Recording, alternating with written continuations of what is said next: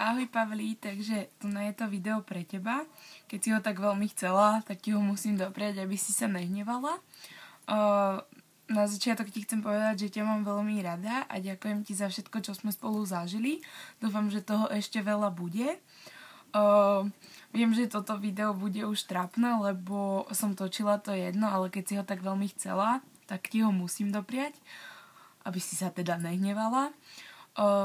Ďakujem ti za tie chvíle, tak tiež ti chcem poďakovať za to, že ťa môžem poznať, lebo si asi jediná biliberka, ktorú poznám a môžem sa s tebou o tom všetkom porozprávať, lebo keď náhodou sa s niekým začnem o Justinovi rozprávať, tak všetci začnú nadávať a neviem čo všetko. Takže naozaj ďakujem. Potom ďakujem ti za tie nekonečné hovory na Skype. Ako si pamätáš, tedy ten vysávač, to bol asi najdlhší a najlepší rozhovor.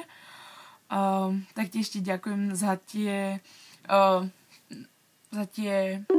chvíle, ako sme si spievali Justinové pesničky v šatni a potom si ich prehrávali.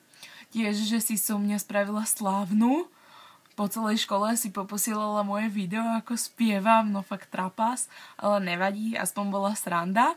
A vždy, keď niekoho vidím, ako napríklad Kuba Černého a Stefy, tak začnú spievať moju pesničku, ale veď to je v pohodičke, sranda musí byť a tak dúfam, že aspoň toto ti stačilo a dúfam, že už žiadne iné nemusím robiť, lebo to už bych asi neprežila.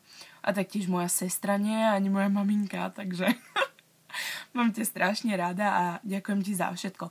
A ešte musím dodať, že dúfam, že sa uvidíme na koncerte Justina Biebera 33. Dúfam, že ti ten lístok kúpia. A taktiež ďakujem mojej krásnej veľkej rodine. Čiže Billy Bros, ľúbim vás. Dobre, tak sa mají. Pa, pa.